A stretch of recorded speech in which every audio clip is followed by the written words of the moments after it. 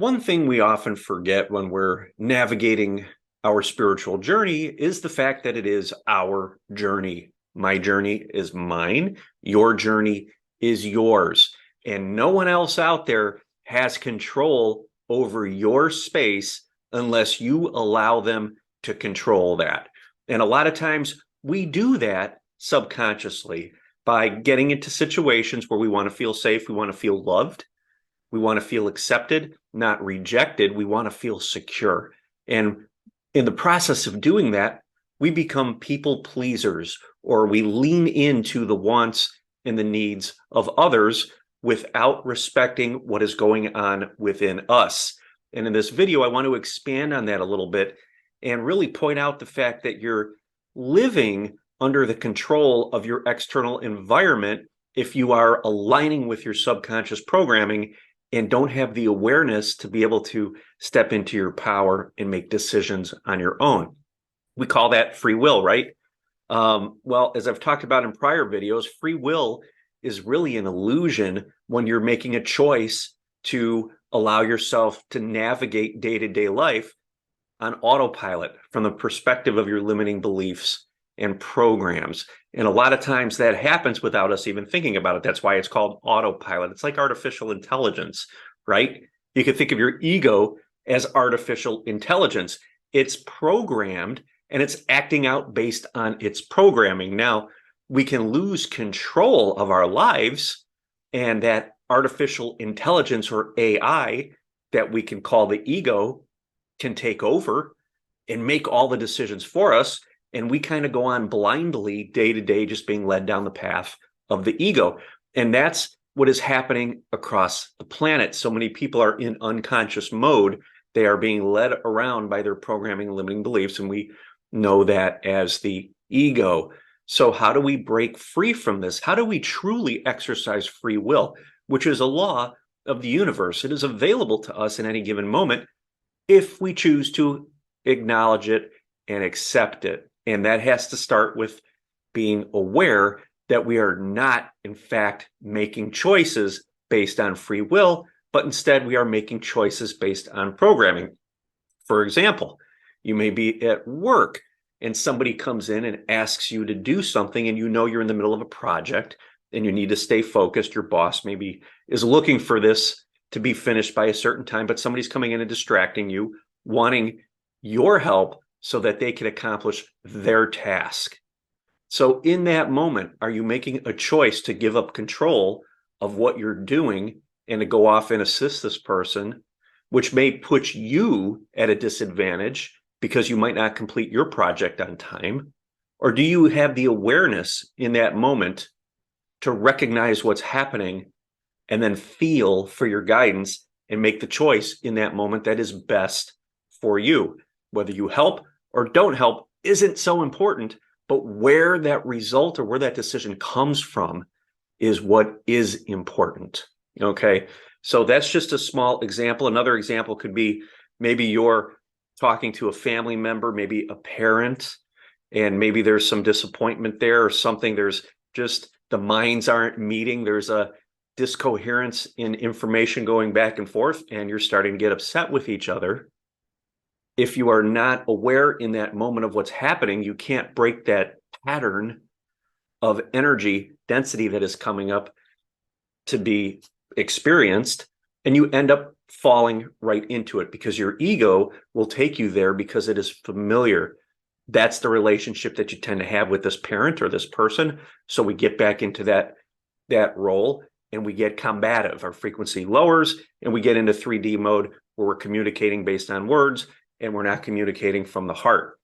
So when you can bring awareness forward in that moment, you have the ability then to create space instantly and make a choice with awareness. Okay, you're aware of what's happening. You're aware that the ego or that AI is trying to take over the conversation, trying to take over control of what's happening in that moment so that it can remain in what it is comfortable with and what it knows, which is in that moment maybe being a little bit argumentative or combative with the person that you are interacting with at that moment. So, but bringing awareness forward allows you to see that. And once you can see that, because you've created space now, you're not like this, you're like this, and you can see what's going on out here. You have the ability to allow something new to come forward. That new is a higher level or higher state of consciousness. A more stable and anchored presence comes forward. And in that moment, you are allowed to make, you are able to, or allowing yourself to make a different decision to be able to change the course of that interaction. You're bringing light forward.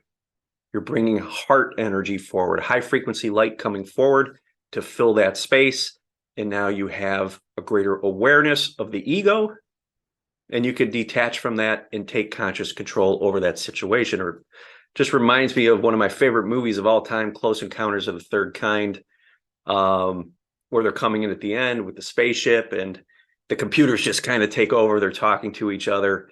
And the humans are just sitting there looking at it like, what's going on? Well, that's a lot, really what happens when we turn our faculty of decision making over to our ego. Is just this programming starts playing out. And the programming that plays out is based on your limiting beliefs, your traumas, what you've learned ever since you were little. Okay, so when we can bring awareness forward, we could change the whole scope or the direction of our lives by being able to be present and really truly exercising free will. Because when you have that space created, you realize that there's something different inside you that you now have access to that can make a decision. And maybe the decision that you're going to make might not feel so good, but because you have that presence and because you have that awareness, you're ready to feel the emotions that come up with that. Maybe that decision's going to hurt somebody. Let's go back to that person at the office. Maybe you make the choice to continue with your work and put them off in that moment. Maybe that's going to be detrimental to them.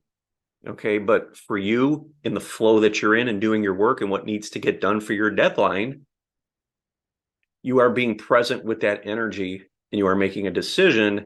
Might not feel so good because you know that other person might be upset, but you could fully feel that in the moment. Because if you succumb or surrender to that feeling, if you allow that feeling of being upset or disappointing somebody pull you back into the ego, you're going to go off and you're going to move in a direction that could be detrimental to you in the flow of energy that you are trying to create or manifest in that moment, which is complete a project, complete some sense of work, something that is your responsibility for your boss.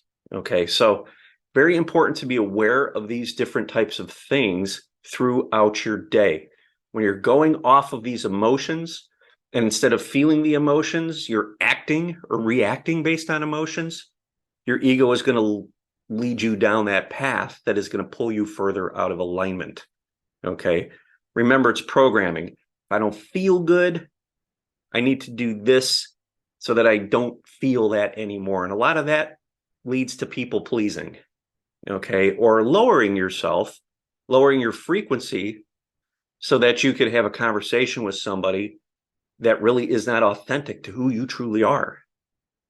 Okay, and that's kind of that ego trap we talk about, where, yeah, you're not going to have to feel those emotions in the moment, but you're going to lead yourself down a path that really isn't truly authentic, and it's not of free will. So it's important to feel the emotions. So we get into these situations where the emotions then rise up, and that's why these situations manifest. We're not doing something that somebody expects. They get mad at us. We feel upset.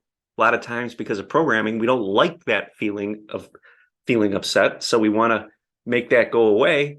So we will people please, or we will stop what we're doing and do something that they want us to do, just so we can feel better about that situation. We don't have to feel those emotions that are coming up, but those emotions really are showing you that you have an opportunity to bring awareness in that moment to make a different choice, to be able to regain your power, to be able to become more authentic in that moment. And maybe in most cases, actually give that other person the thing that they need or needed in that moment. Let's go back to that example with work. Maybe this person is constantly depending on you because they don't have the confidence to finish their project on their own. So by you saying no and establishing that boundary and being authentic and honoring what you're doing and what you want to get completed or get finished, allows them then the space to be able to feel those emotions. Maybe it's fear. Maybe they're not feeling confident they can finish their project on their own. But it allows them the opportunity to align in that moment and refocus and move through those emotions and grow from it. Okay, so when we're matching someone's frequency, when we're interacting with them, we're not doing either one of us any favor. There's really not a whole lot of growth going on there. We're living within that ego collective of expected behavior. Okay, and it's so addictive. A lot of times we want to get argumentative. A lot of times we want to try to prove our point to somebody. That's lowering your frequency and living within that land of ego, that world of ego. And that's programming. That's where that AI of ego kind of takes over. And a lot of times we let it. We'll get drawn into an argument and we'll argue back and forth. Could be for hours, arguing back and forth. Dense energy being manifested, no healing happening because there's no awareness. You are operating from artificial intelligence in programming. Okay, the ego has taken control, just like the computer in Close Encounters at the end with the mothership. The computer just takes over and starts playing the tones back and forth. Okay, so we have to see all these things as an opportunity to regain our real free will. And real free will is available to you, and it comes forward with awareness, being aware of the ability to choose, and to choose from an aligned, heart-aligned, in coherence with the brain perspective, not from a perspective of ego. And when you can do that, the AI of the ego becomes okay. It actually becomes a positive tool for you, because when you need to focus it to get something done, it can do it. It knows how to do it because it's programmed to do it. But where we need to draw the line is when that AI wants to take control of our lives, wants to expand its bubble of influence completely around us so that we can't see beyond it. And we can't recall or remember that we have conscious control or can take conscious control of our life, because we are connected to something far greater than this physical reality. We have access to a quantum field, to a unified field, where we could draw in unlimited amounts of information simultaneously in the now moment. When we're operating from ego, we're cut off from that field. Okay, we are back in human land. We identify with the body. We identify as the human, and everything else is kind of off our radar. So it's a good reminder throughout your day to remind yourself that you are a sovereign being of light. You are multidimensional, and you are connected to the unified field, and you have unlimited resources, unlimited abundance available to you.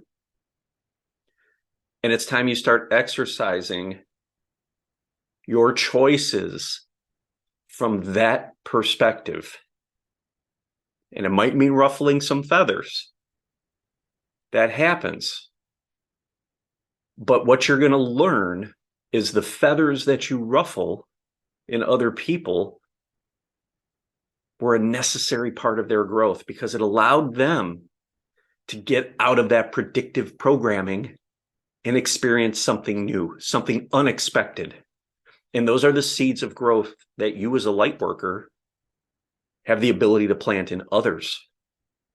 So take advantage of that. Go ruffle some feathers. When things don't feel right, when you're not feeling authentic, exercise that free will, exercise that authenticity, bring your light forward. And if it means ruffling some feathers, so be it, because that is what awakens the collective. And we need to do more of that. When you find yourself people pleasing or walking around on eggshells, what you're doing is you're avoiding feeling dense emotional trauma that is ready to rise up from within you. When you can accept that and feel it and not avoid it, that's going to be the opportunity to bring forward your authenticity. Okay, because it's going to be something different that comes forward than what the other person might have been expecting. They're expecting a programmed version of you. When you can feel those feelings and accept them, they don't feel good, it unleashes that authenticity. And that wakes other people up. So keep that in mind with the energy that we've been receiving. Very, very powerful growth happening. We're getting these big waves. You may get fatigued. You may get tired. Then you're going to feel really energized. That's all well and good. What I want you to focus on is, what am I feeling in the moment when I'm interacting with someone? And when maybe I'm asked to do something